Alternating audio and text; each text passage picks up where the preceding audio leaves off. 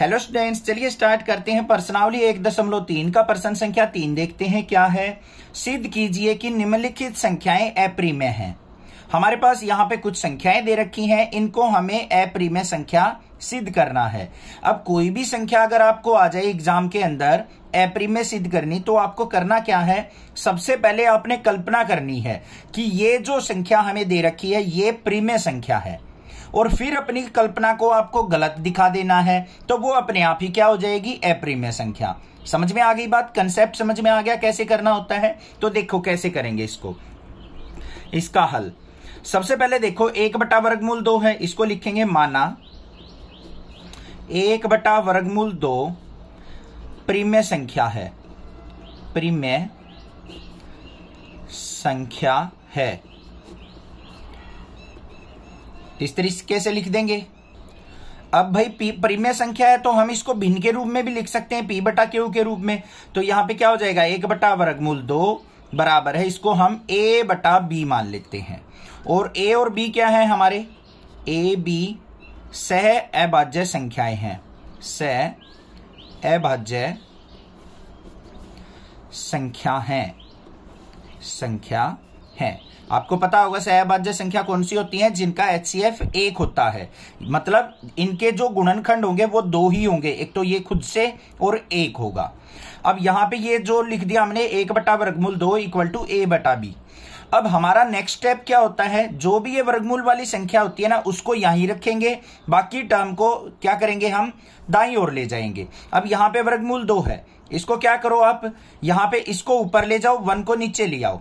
तो इसको हम कैसे कर सकते हैं, या फिर क्या कर सकते हैं, हम यहाँ पे क्रॉस मल्टीप्लाई, b की 1 से गुना करेंगे b, और यहाँ पे वर्गमूल 2 की a से गुना करेंगे तो वर्गमूल 2a हो गया। और a को वापस नीचे ले आओ तो b/a बराबर है क्या आ गया, वर्गमूल 2।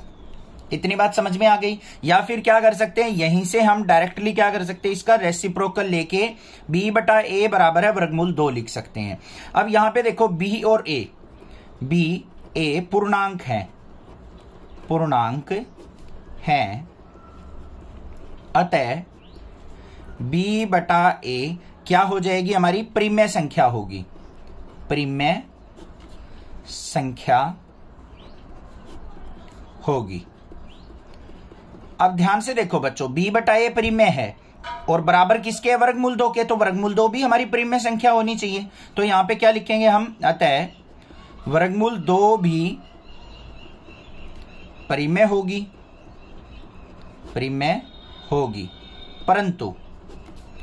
परंतु हमें पता है क्या, वर्गमूल 2 एक अप्रिमेय संख्या है, एक अप्रिमेय संख्या है। तो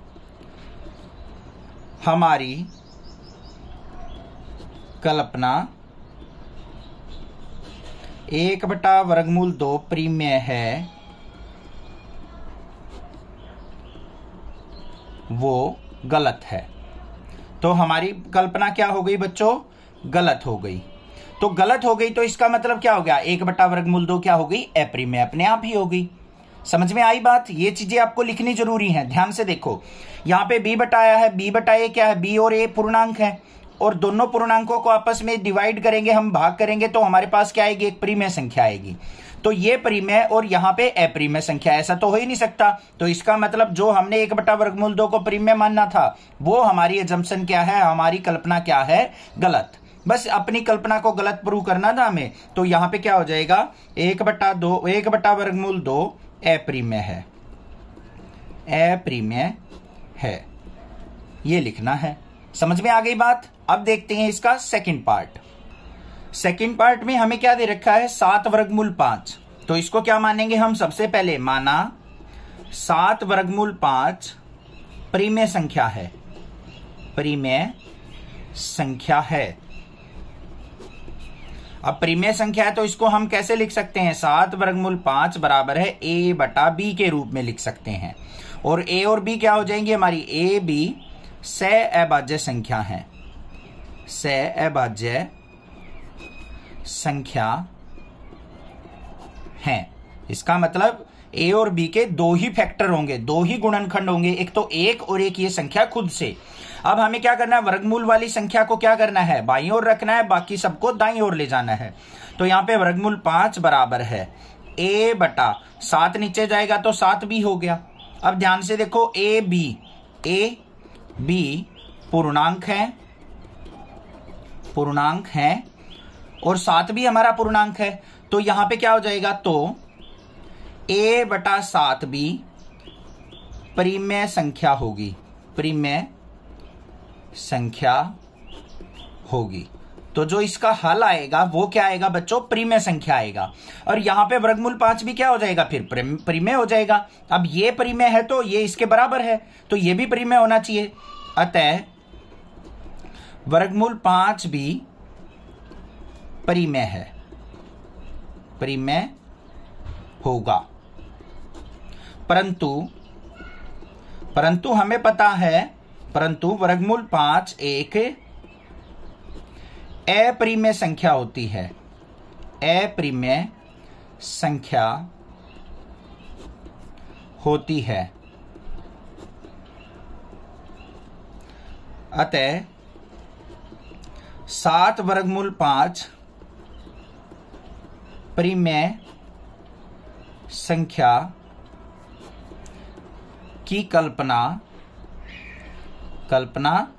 गलत हुई। तो हमने जो 7 वर्गमूल 5 को हमने क्या माना था, परिमेय माना था, वो क्या हो गई, गलत हो गई। क्योंकि बच्चों देखो 7 वर्गमूल 5 था, वर्गमूल 5 तो अपरिमेय होती है। अब किसी भी अपरिमेय संख्या को हम किसी पूर्णांक से गुना करें, भाग करें, तो उसका हल अपरिमेय ही आता है। तो 7 वर्गमूल 5 क्या हो जाएगी, यहां पे क्या हो जाएगा फिर, अतः 7 वर्गमूल 5 एक अपरिमेय संख्या है, एक अपरिमेय संख्या है। ये लिख देना है बस, हमें समझ में आ गया। हमने जो अपनी कल्पना की थी वो हमारी गलत हो गई, इसकी वजह से हमारा 7 वर्गमूल 5 क्या हो गया, अपरिमेय संख्या हो गई। ठीक है, अब इसका तीसरा पार्ट देखते हैं। तीसरे पार्ट में हमें क्या दे रखा है, संख्या 6 जमा वर्गमूल 2। इसको आपको अपरिमेय सिद्ध करना है। इसके लिए हमें क्या करना पड़ेगा, सबसे पहले इसको क्या करेंगे, माना 6 जमा वर्गमूल 2 परिमेय संख्या है, परिमेय संख्या है। हमने ये कल्पना की है और अपनी कल्पना को हम गलत दिखा देंगे तो ये अपने आप ही अपरिमेय हो जाएगी। अब ये परिमेय संख्या है तो बच्चों 6 जमा वर्गमूल 2 को हम भिन्न के रूप में लिख सकते हैं, इस तरीके से a बटा b। और a और b क्या होती है हमारी भिन्न में, सहअभाज्य संख्या, सहअभाज्य संख्या है, इस तरीके से लिख सकते हैं। ठीक है, समझ में आ गई बात। अब हमें क्या करना होता है, जो वर्गमूल वाली जो टर्म होती है हमारे पास उसको रखते हैं हम बाईं ओर और बाकी को ले जाते हैं हम दाईं ओर। तो यहां पे वर्गमूल 2 को यही रखेंगे, बराबर है a बटा b। बच्चों ये 6 जमा में इधर आएगा तो क्या हो जाएगा, घटा का 6 हो जाएगा, इसके अपोन में 1 मान लो। वर्गमूल 2 बराबर है, यहां पे एलसीएम लेंगे तो कितना आ गया, b से b कट गया तो यहां पे क्या, a घटा b को 1 से भाग किया तो b की 6 से गुना 6b, ये आ गई मेरे पास। अब यहां पे ध्यान से देखो, a और b पूर्णांक हैं, क्या है, a और b पूर्णांक हैं, सहअभाज्य संख्याएं हैं। a और b क्या होते हैं, हमारे पूर्णांक ही होते हैं, तभी भी इनके रूप में लिख सकते हैं हम। अब पूर्णांक है तो यहां पे a घटा 6b बटा b एक परिमेय संख्या होगी, परिमेय संख्या होगी।